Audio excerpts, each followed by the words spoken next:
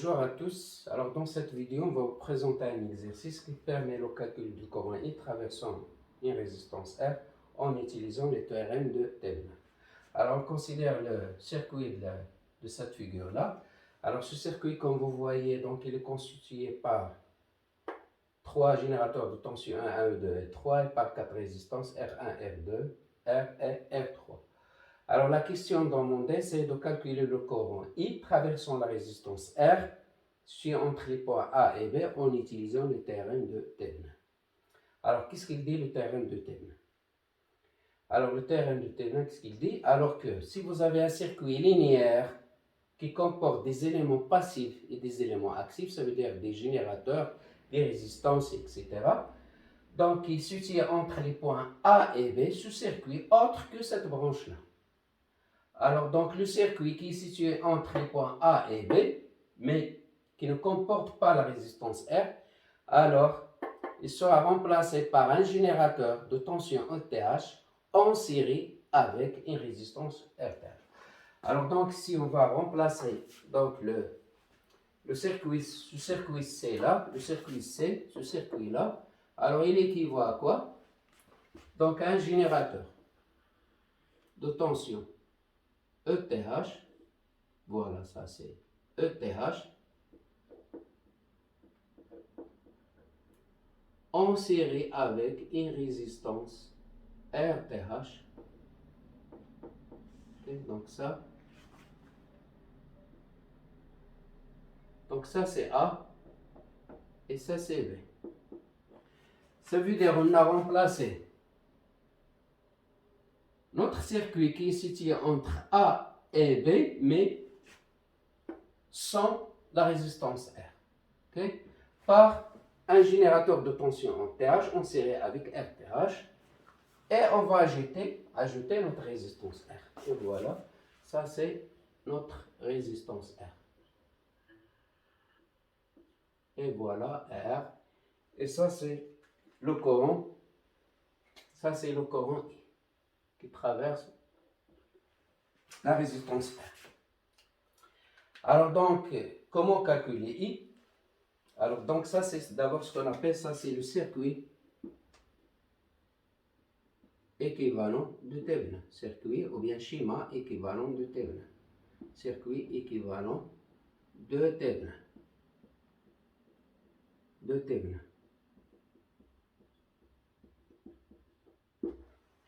Voilà, donc on a remplacé notre circuit qui se tient entre les points A et B, mais qui ne comporte pas la résistance R, cette branche-là, par un générateur de tension ETH en série avec RTH, auquel on a ajouté notre branche AB qui contient la résistance R. Alors l'objectif, c'est de déterminer le courant I. Donc ça, c'est un circuit simplifié pour calculer le courant I. Donc ici, on va utiliser la loi de May. Donc on aura la loi de May.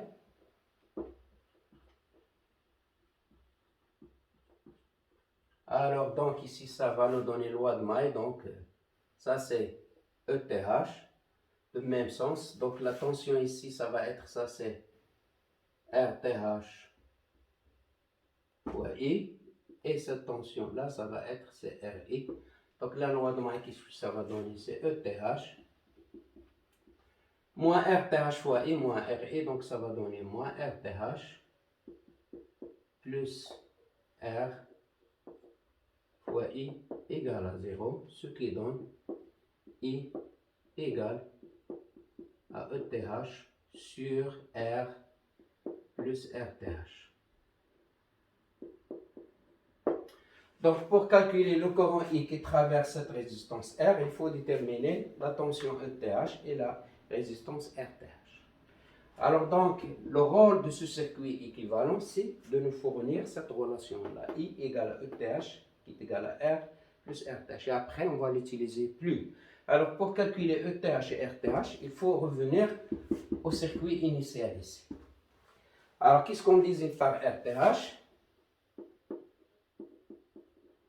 Alors, RTH, c'est la résistance équivalente vue entre les points A et B lorsque la résistance R est débranchée et lorsque toutes les sources sont éteintes. Alors, j'explique RTH.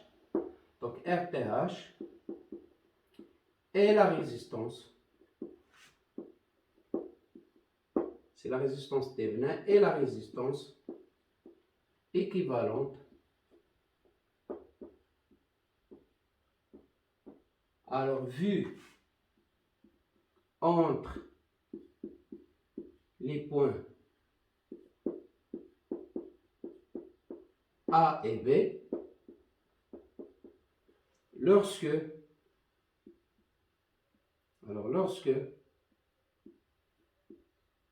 R, la résistance R est débranchée, ça veut dire qu'elle ne va pas être comptabilisée, et débranchée, et que toutes les sources sont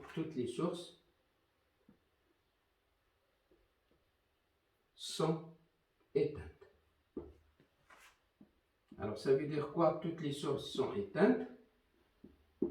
Alors, si vous avez un générateur de tension idéal qui ne comporte pas de résistance, ça veut dire si vous avez un générateur comme ça, idéal, E, il sera remplacé par un fil.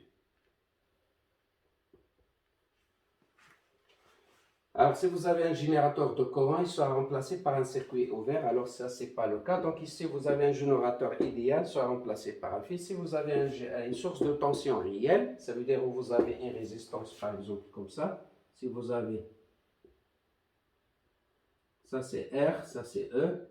Alors, dans ce cas-là, il sera remplacé par la résistance petite r.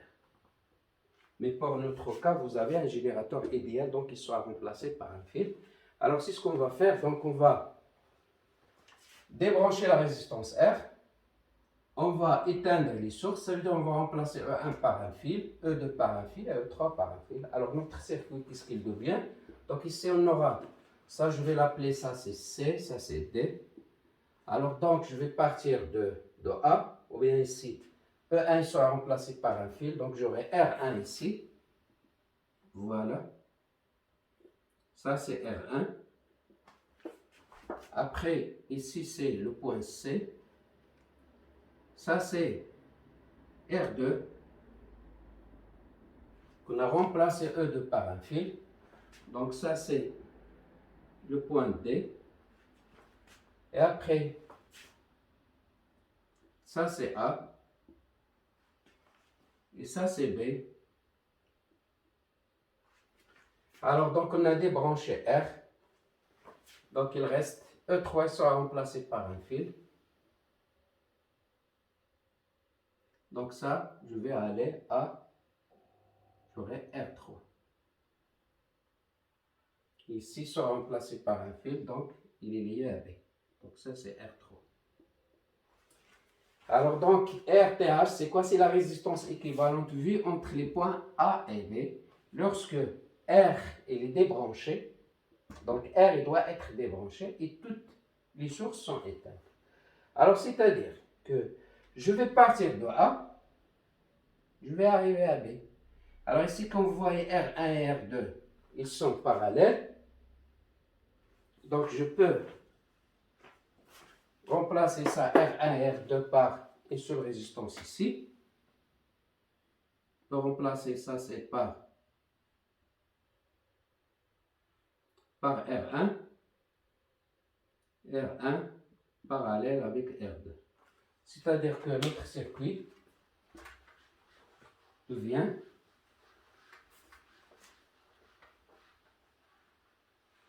alors ça veut dire j'aurai ici, qu'est-ce qu'on aura? R1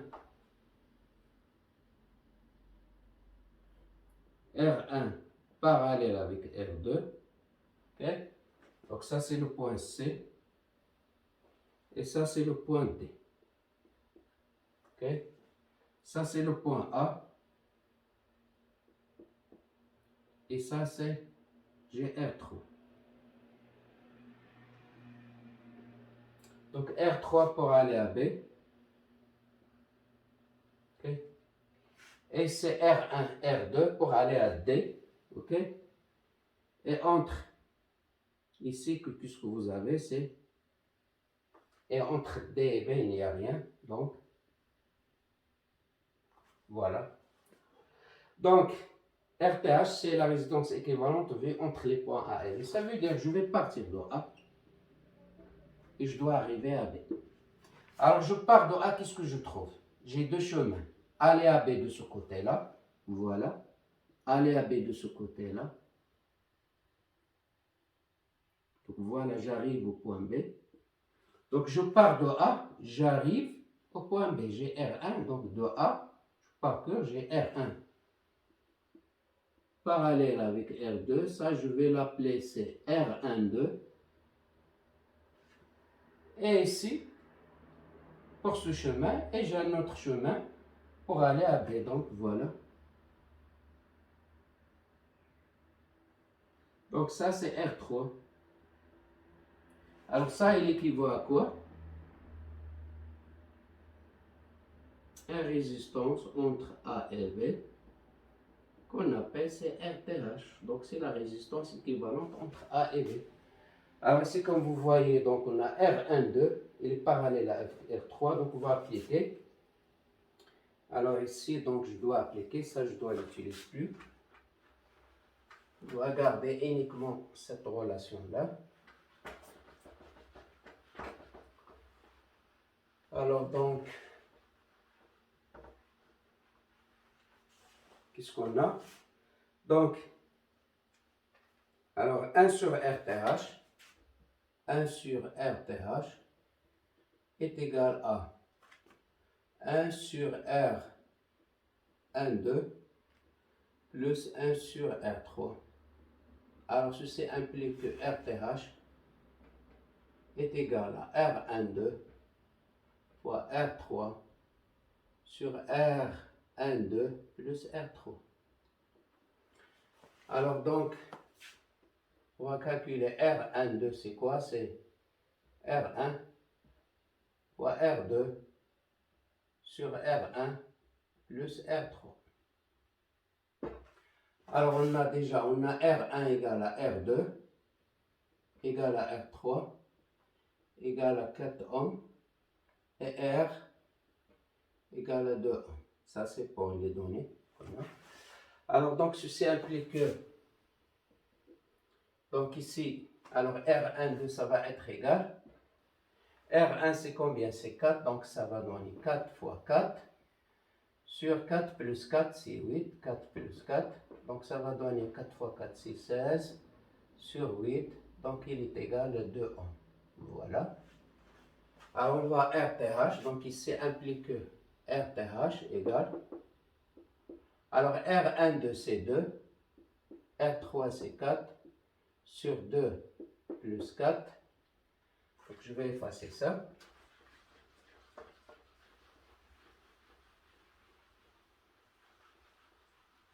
Alors 2 fois 4 c'est 8. Sur 6, je divise par 2, c'est 4 sur 3. Ohm. Et voilà, donc on a déterminé, ça c'est RTH. Alors il reste à déterminer la tension de Thévenin. Tension de Thévenin, ETH.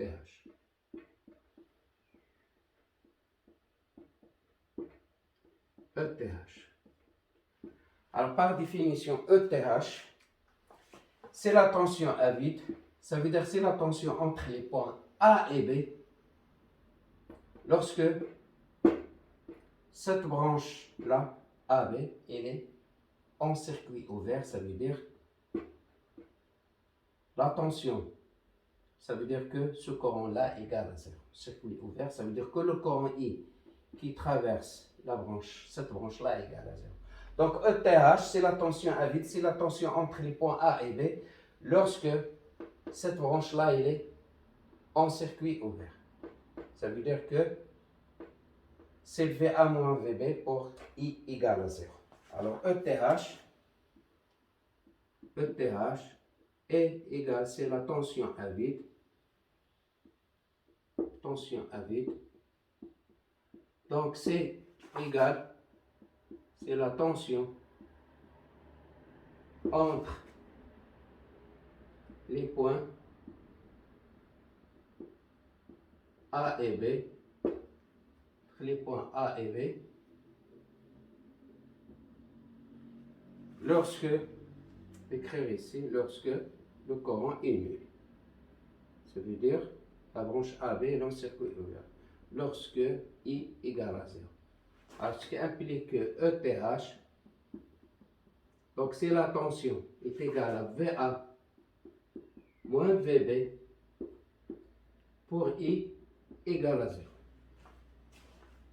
Okay? Donc, c'est la tension entre les points A et B, mais en considérant que I égale à 0. Ça veut dire que,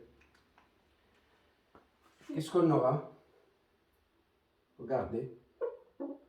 Ça veut dire que, ici, le courant va être, regardez, ça veut dire que ce courant-là va être I égale à 0, et cette tension-là va s'appeler ETH.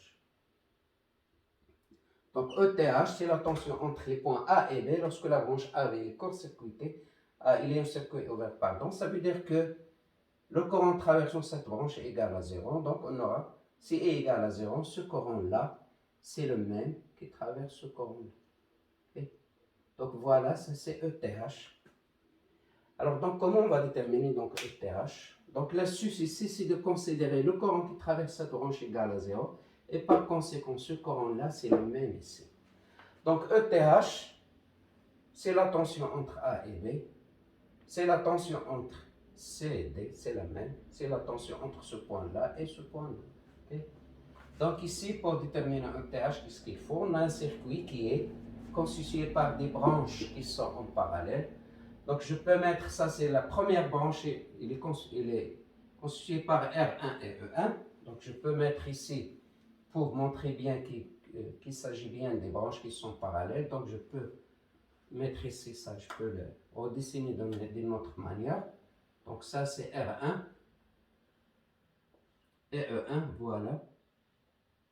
Donc ça c'est R1 et ça c'est E1. Ça c'est R2 et 2. De même pour cette branche-là, je peux l'écrire de cette façon-là. Je peux le dessiner de cette manière-là. Donc voilà, ça c'est R3. Et ça c'est E3. Donc ça c'est E3. Et ça c'est R3. Alors donc ETH c'est la tension entre ce point-là. Donc c'est la même tension entre ce point et ce point. C'est la même tension entre ce point. C'est la même tension entre ce point. Donc on a un circuit qui est constitué par 3 branches qui sont en parallèle. Donc pour déterminer la tension, donc chaque branche qui est la même, cette tension-là c'est la même ici, c'est la même ici. Donc on peut appliquer le théorème de Millman. Alors donc théorème de Millman, qu'est-ce qu'il donne? Alors ETH, alors égale la sommation de epsilon I de I sur RI. Pour I varie de combien? De 1 jusqu'à 3, parce qu'on a 3 branches, 1, 2 et 3, sur la sommation de I varie de 1 jusqu'à 3, de 1 sur RI. Alors ça donne, regardez ici, E1 il est dirigé de moins vers plus, il est dans ce sens-là. Donc il est de même sens que ETH. Alors ici c'est moins plus, donc E2 également il est dans ce sens. De même pour ici E3, il est dirigé dans ce sens. Donc E1, E2 et 3 sont de même sens que ETH. Donc ici, epsilon 1 égale à 1, epsilon 2 égale à 1, epsilon 3 égale à 1. Donc je vais mettre ici, c'est E1 est de même sens que ETH, donc ça va être c'est E1 sur R1, de même plus E2 sur R2, plus E3 sur R3, sur 1 sur R1, plus 1 sur R2, plus 1 sur R3. Alors on va passer à l'application numérique. ETH égale, alors E1 égale à 20, c'est 20 volts sur 4. E2 égale à 10, c'est plus 10 sur 4. Plus E3, c'est également 10 sur 4. Sur 1 sur R1. R1 égale à R2 égale à R3 égale à 4. Donc ça va donner 1 quart plus 1 quart plus 1 quart. Alors ici ça donne 3 quarts, ici ça donne 20 plus plus 10, ça donne 40. 40 sur 3. Donc, je simplifie ici par 4. Donc, est égal à 40 sur 3. Donc, ça, c'est 40 sur 3 volts. Et voilà, donc on a déterminé ETH. Donc, une fois qu'on a déterminé ETH, on a déterminé RTH. Donc, on peut déterminer le courant I. Alors, le courant I, c'est, comme on l'a déjà défini, par le circuit équivalent. Donc, qu'est-ce qu'on a par le circuit équivalent? Alors, I égale, donc I égale à ETH sur la résistance, c'est R plus RTH. Alors, ETH égale à combien? C'est 40 sur 3. Alors, fois 1 sur R, c'est 2. Alors, RTH, c'est combien? C'est 4 sur 3. Alors, il est égal. Donc, je vais faire entre 3 et 6, ça va donner 3 fois 2, 6. Alors, c'est 6. Je simplifie ici par 3, 6 plus 4, c'est 10. Donc, il est égal à 40 sur 10. Alors, 40 sur 10 égale, donc, est égal à 4 ampères. Donc, implique que le courant I qui traverse la résistance R, I égale à 4 ampères. Et c'est terminé, et merci pour votre attention.